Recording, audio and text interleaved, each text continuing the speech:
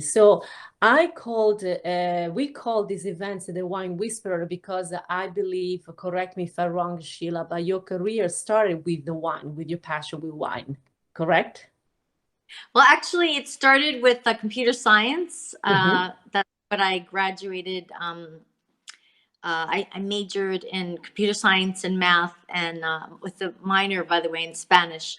Mm-hmm. Um, Very good. and uh, so I started in computer science. Mm-hmm. Um, and when I say that, I worked actually in for financial, mainly financial institutions initially, to help them with their risk management processes using technology and Mm-hmm. analytics. So Mm, I did okay. that for a year.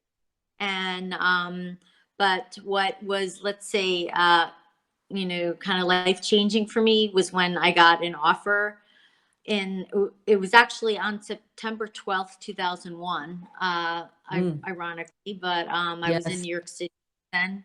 Mm-hmm. And but I got an offer to work for a company here in Bologna. That's where I am right now, Bologna, Italy.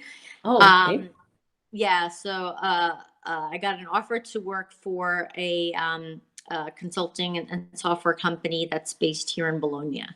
Mm-hmm. So that's what kind of embarked. I am 100% Irish, so so That's there's absolutely interesting because see, I wonder about your last name, but I didn't ask because I was hoping you could tell us more also about your background because it's really in my opinion it's absolutely fascinating how in your passion you combine everything, your origins, your roots, your educational background, and yes, that's why I really you've been able to give a international flavor to your company, and we're going to see more. So as Sheila has said, she's a Manhattan College alumni, and she graduated with her Bachelor in Mathematics and Computer Science.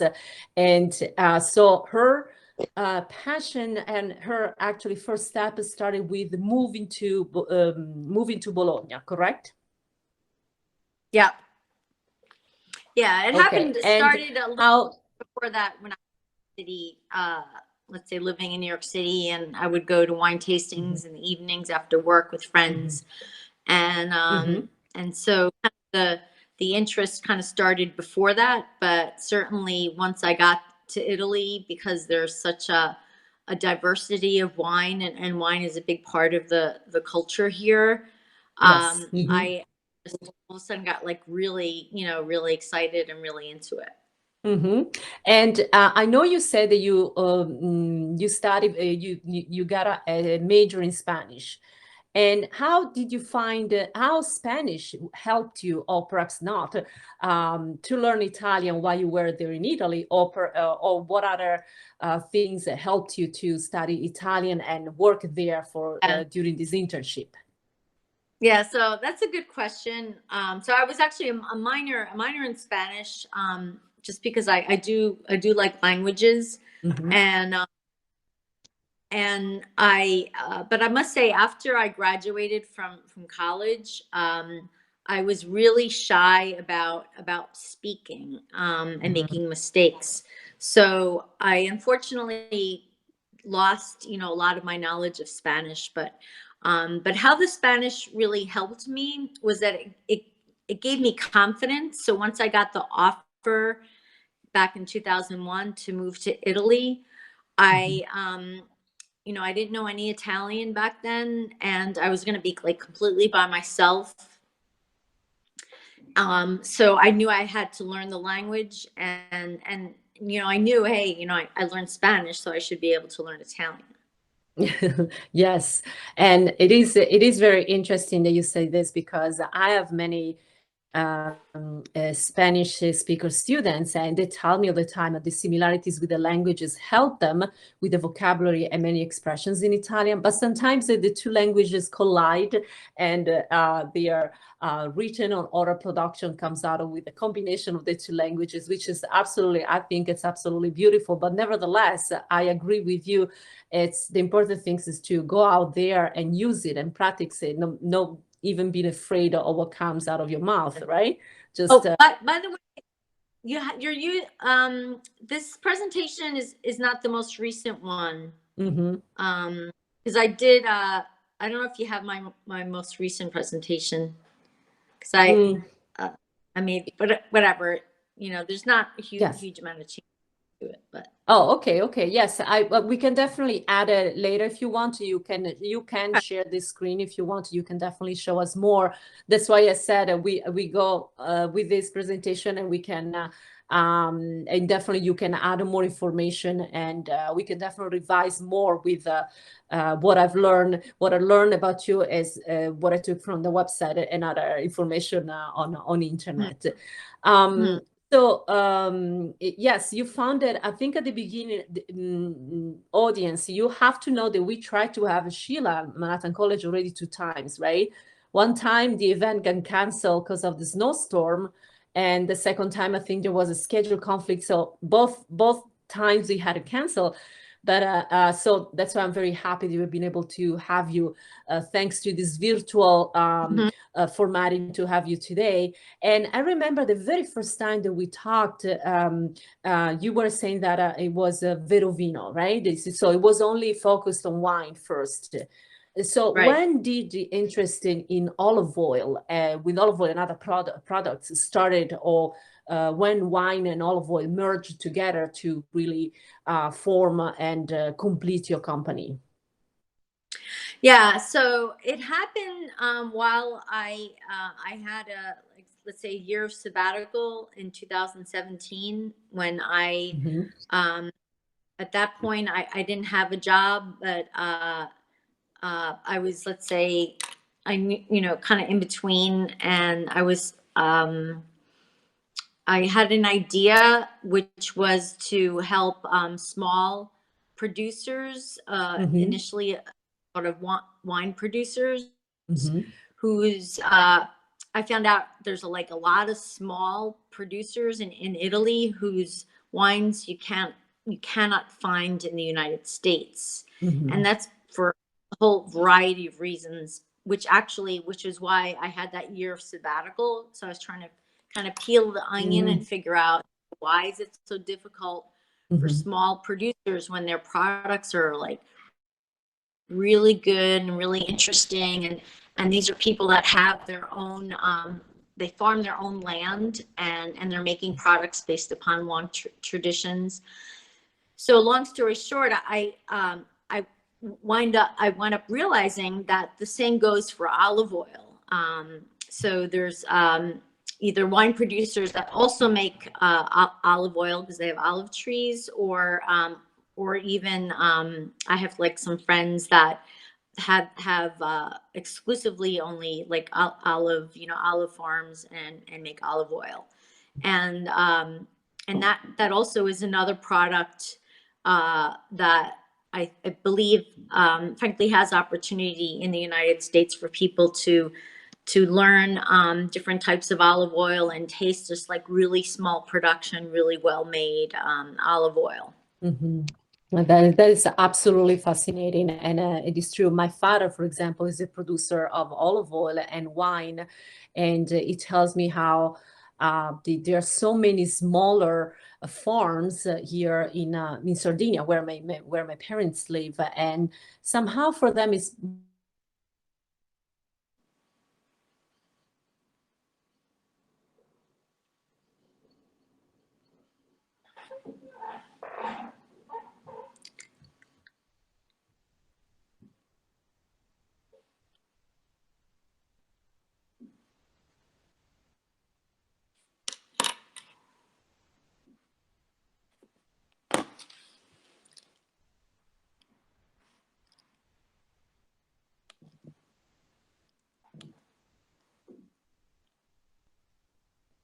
let me see, watch it, wicked. So can all we see, wicked. So all watch it. So let me see. There we go. Okay, very good.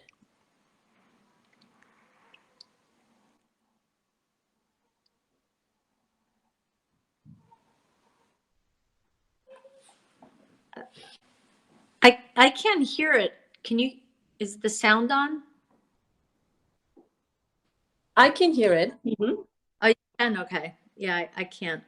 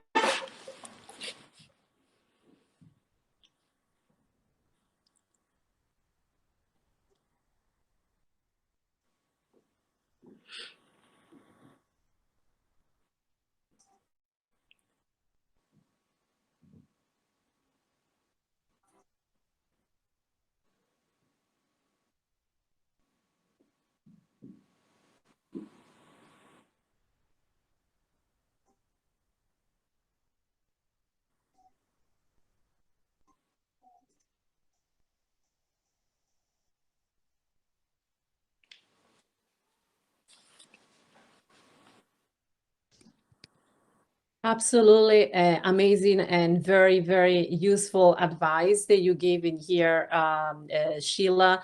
And one of the things that our audience our students might find is that having your own business, it's not easy, right?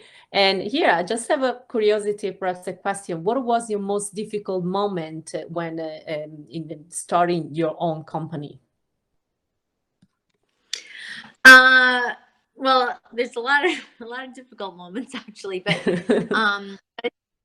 the one thing is the uncertainty. So when you're trying to figure things out, um, and you're not really sure if if you should be doing something, whatever it might be, um, you're kind of like you have to figure it out yourself. So it's difficult, but at the same time, it's a journey. So what I've learned is to when there's a difficult decision to make and you're not sure, just give it more time, frankly. So and then you know that uncertainty is kind of inside your gut, let's say, telling you that things aren't quite right yet, and just give it time, and then things become more clear. Mm-hmm. Yes, I think that also to give you time to understand things it is an advice that can definitely work for so many other plans that we try to achieve and accomplish, and goals that we try to achieve and accomplish during our career. So yes, what I love in your business as I've been international, that most of the wine and olive oil producers are in Italy, right? In the regions of Toscana, Emilia-Romagna, Piemonte, Le Marche, Friuli, Venezia Giulia. But you have also a wine producer from France, Spain, California. Are you planning to expand more your empire beyond these regions and these other countries in the world? Yeah, actually, as we speak, importing wine for the first time from Portugal. So that's yeah, that's happening. So yeah, it's frankly, there's small producers everywhere. Like I was surprised to find out in California how easy it is to find small producers even there. I've always kind of thought, most in the United States being that everything's big and scalable and stuff like that.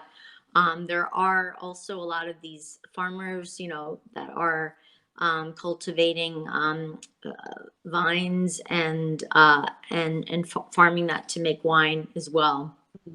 Oh, that is fascinating. I thought when I was reading this part and the website, because I was reading the bio of your producer, I wonder if Sheila is also thinking about Australia one day, because in Australia too there are so many wine producers. So yeah, you never know. you never know, right? That's that and we go back Yeah. to the three things that you said before, right? We need to expand and continue. Yes, there are going to be those difficult moments, but that will not prevent us from a try for more, right? And add more. That's great. And for this reason, that's why I really like the idea that wine market is global. And I will share this link with the interview with FinTech later, because the video is very long. So for the presentation purpose, we don't have a lot of time. But in this wonderful interview, with Vince Molinari, all of you, even producer from England, talks about how global the market is, and in the sense, because it's global, how many of the wine producers in the world, in your opinion, can call their wine and olive oil sustainable?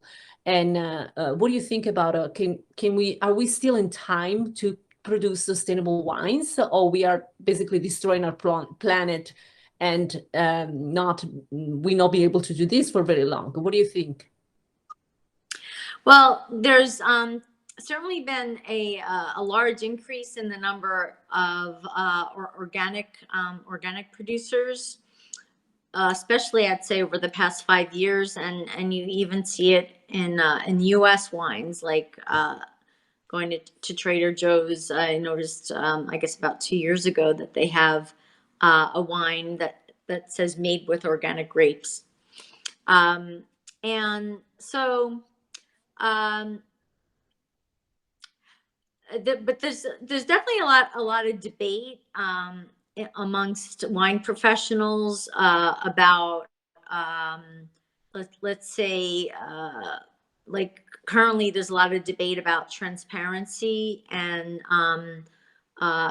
like why, a lot of uncertainty too about the ingredients um, that are used during the winemaking process. So apparently in the US, you can add up to like 200 ingredients to wine as you're making it without disclosing it on the label.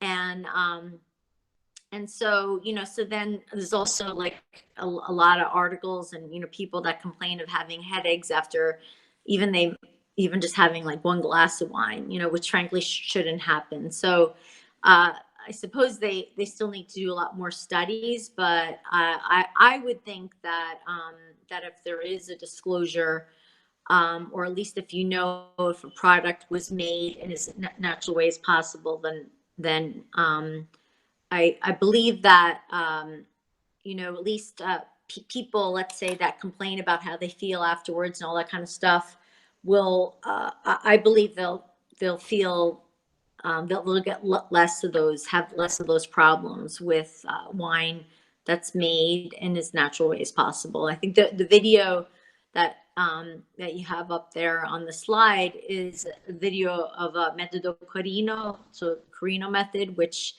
is the patented method for making natural wine that was established by La Maliosa, which is a winery and olive oil farm in Tuscany, owned by Antonello Manuli, and Lorenzo Carino, who is a wine grower and maker in Piedmont. And their approach, this whole method involves, frankly, it pretty much comes down to just working the soil.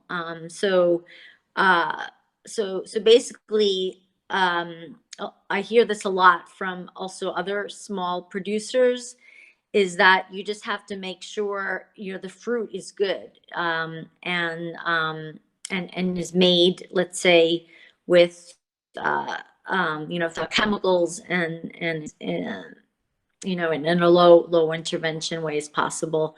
And once the fruit is good, then the end product will be good. Mm-hmm. Yes, and it is something that I really gather from the video. It's a very brief video, and I want to show our audience what is the Corino method, which I think everyone should learn about and perhaps even use it in the United States. If I'm not sure who are the wine producers using in the United States, but definitely should be something to be done here. Here to you, audience, for more inspiration for questions later.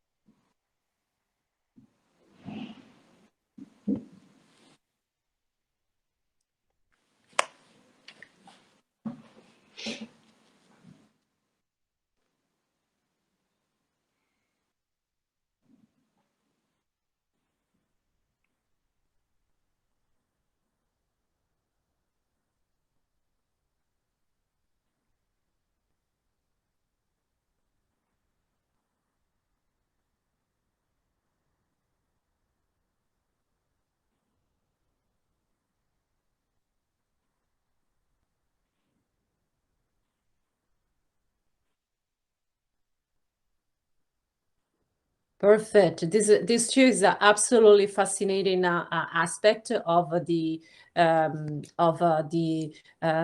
Corino, is that they call it artisanal production, as you said, the smaller producer. Oops, I'm sorry. I just there we go. I'm trying to go back to the original. Okay, to the original slides. And I'll definitely, if then the students or later whoever is listening is interested to know more about the Metodo Corino, I can definitely share the link, but also I can share the website, the information that Sheila gave me about a website, and you can definitely follow her and her business on social media at Vero Vino Gusto, and on the website verovinogusto.com if you want to have more questions for Sheila. And you all can join Vero Club, because something important that I think we should consider of this wonderful business is that it's not only for wine drinkers, because there are many people that who do not drink wine even if they are older than 21, right? So there is a market also for younger than 21, whoever is younger than 21, or who is no interest in wine, but is interested in other products. So, and if you want to know more, you should definitely join the Vero Club, which is the club of Vero Gusto company. Now, I'm gonna give space to the audience. Please send your question to my email, luisanna.sardo@manhattan.edu. And I saw my email and already received, I was receiving emails as we were talking, so I'm very curious to read more. Okay, I'm gonna read the first question that I received. There we go. Okay, if you agree, Sheila, or if there is something else would you like to add before we pass to the questions? Yeah, I just wanted to briefly mention because I did have an slightly updated version of the slides, whereby I added another video. But actually, you can see the video on our social media handles on Instagram or Facebook, Vero Vino Gusto, at Vero Vino Gusto. And so my husband has a 100-year-old bakery here in Bologna. And so on last weekend, I did a broadcast live from his bakery here in Bologna. So I thought that would be fun for fascinating. Yes, that's great. Definitely share with us. Yeah, we definitely want to watch that. You can share with us, and I will. Yeah, and then my husband's bakery, we post. I do the postings for him. Panificio Tubertini. And those posts are in Italian and English, so it's a good way to learn Italian. Yes, that is one of the questions actually that I have from one of the audience, is asking, because you are now in Italy, everyone thought about isn't the pandemic affecting the wine production and its market, and in what way you have been able to overcome the obstacle of the pandemic that has paralyzed the entire world, if we have to say so. Yeah, so the good thing is that wine still travels, even if people are traveling less. So really the wine is still easily available. The problem, frankly, or the challenges, I would say for Vero, as well as for small producers, is that the main channels for our products are restaurants and small, like, boutique type wine stores, not the big chains and supermarkets. And so most of the wine that has been purchased since the pandemic is through those large channels, the large distribution channels.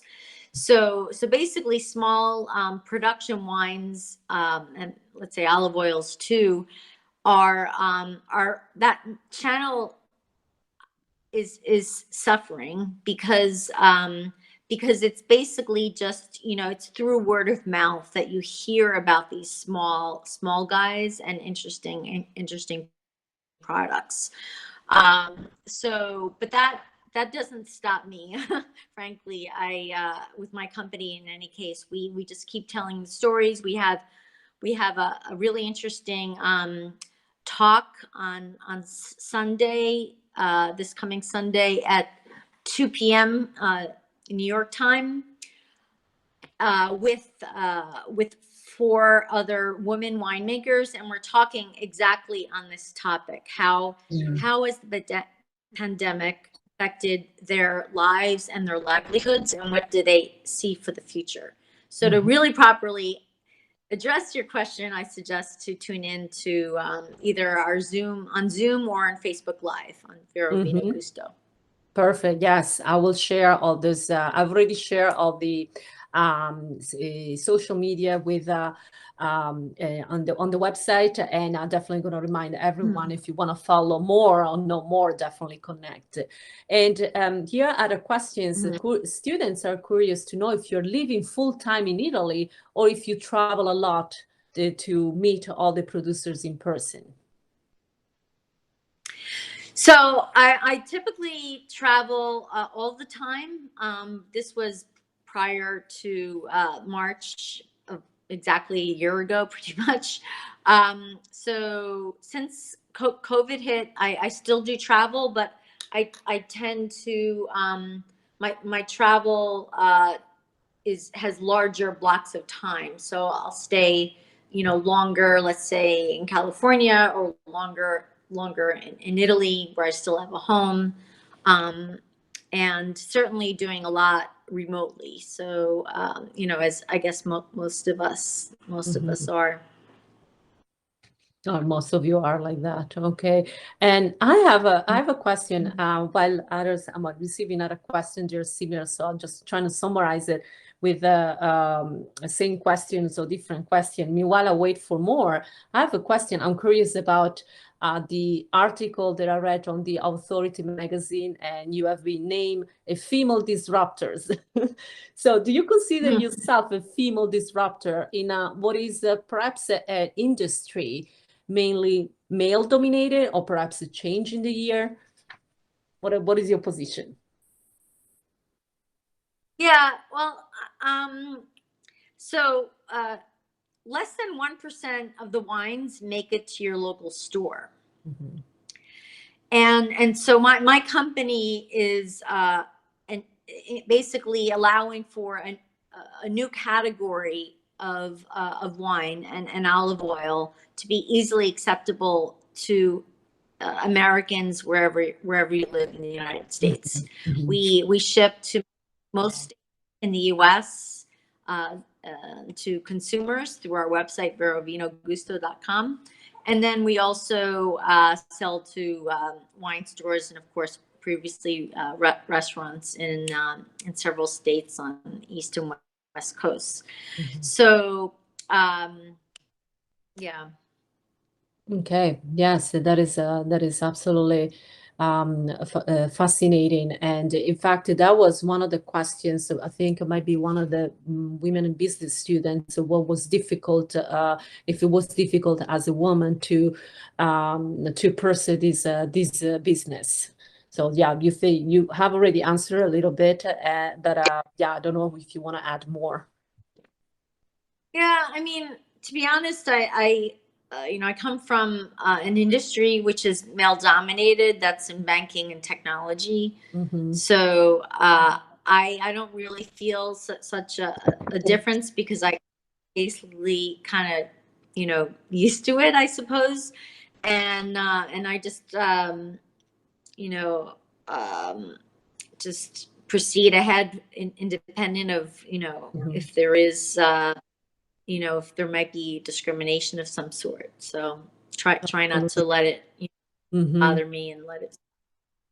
And I think that is actually an excellent suggestion and answer to the question if there's anything specific you can suggest or advise to students, female students in business who wants to start their own or become an entrepreneur like you. And yes, not being bothered or let this hierarchy or stereotypes influence your job, right? So I think that is the best advice that in your job, that you definitely proved like that you have that you are dominating your own industry. One more questions. Any suggestions for students, languages, or students who are taking Italian right now? Well, I suppose, speaking from my own experience, when I learned Spanish, I kind of alluded to before, I was really afraid of making mistakes, and that held me back. I think it's normal to make mistakes. I would say that if you do have the opportunity to live in a foreign country, that's the best way to learn a language, because then you're forced to have to learn. Like, I remember just going shopping, clothes shopping, and you walk into a store and you have to respond to whoever the store clerk might be, in terms of whatever you might be looking for, and you're really on the spot. Or it could be a situation, frankly, I remember once I had a bicycle accident, and you have to be able to express yourself, and sometimes it's when you have these experiences, all of a sudden you have a new set of vocabulary you have to learn too. Absolutely. And talking about vocabulary, any Italian words that you use frequently for your business, in particular with Italian wine producer? Yeah, well, what I have in front of me is, I could show it to you on the screen if you can see, but it's when I became a sommelier and I trained here in Italy, I learned all the terms in Italian. And so, like, the color, when you evaluate a wine, you evaluate by the color. So, and then there's subcategories under that, and then there's the smell, and then the taste. So there's all these terms that I learned in Italian to describe a wine, and actually some of the terms aren't that easily translatable. Let's say, like, one is morbidezza, which is basically when you taste a wine and you determine how much sugar it has, how much alcohol it has, and how much this is actually another word, polyalcohol. I don't know even how to. It's probably a word like polyalcohol, but in any case, it's basically how much, like, glycerin is in the wine. Anyway, all of these topics are really hard to, or some of them at least are really hard to translate into English. Yes, So, of course, how to do it. For wine and food in general. I just, as you were explaining these words, I just thought immediately of the Stanley Tucci's recent program, Searching for Italy, and all his attempts to try to speak Italian using the right words to describe the food or the wine. So, and how important it is to really have the meaning of that taste, because morbidezza really, the first translation comes to mind is the softness, but I would give it more to soft fabric, but instead it's applied to wine, and it's something that I really didn't think before. So thank you. Right. Okay, perfect. I think yes, we are perfectly in time. Other questions there a little bit the same. How about traveling? If how to get in touch with other wine producers, and about your knowledge of Italian, and very good. Let me see. Oh yes, and yes, other, and how you used your math. How did you use your math BA for your business? Well, I guess maybe with the numbers, but I don't know. Do you want to expand more on that? Yeah, well, math, let's say, helped me more from a logical sort of problem solving perspective. Uh, and that, that frankly is sort of an inherent sort of know-how that that's pretty much carried me throughout my whole life.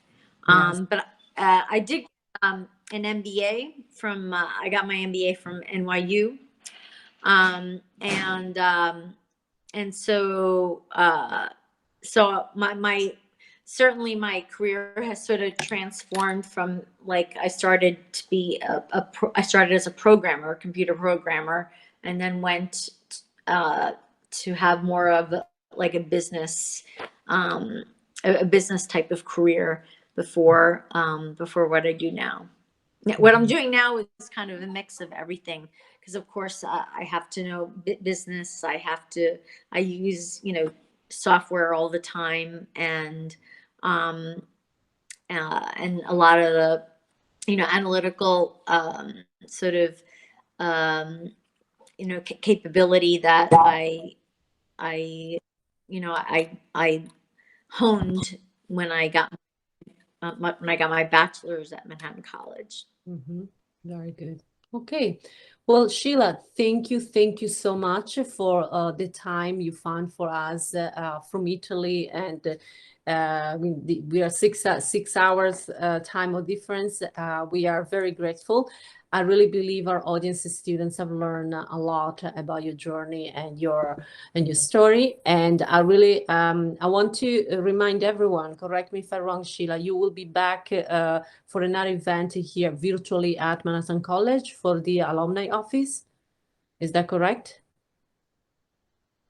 Yeah, I'm in touch with them for an event on April 22nd, and then at the annual reunion in June, which I think is going to be virtual. Virtual. Okay. Yes. I think everything is happening virtual for at least till the end of the semester. So yes, whoever has more questions or would like to ask more things about Sheila's business, she will come back here at Manhattan College. Keep an eye on the virtual calendar event of Manhattan College, and you will find her, or go to her website, verogusto.com, to know more about everything, Sheila's journey, the wine and olive oil producer, blogs, right, events, and conversation with other women entrepreneurs and other people who love this type of business. So thank you again, Sheila, and let's keep in touch and let us know more about when you expand your empire. Thank you, Louisiana. You're very welcome.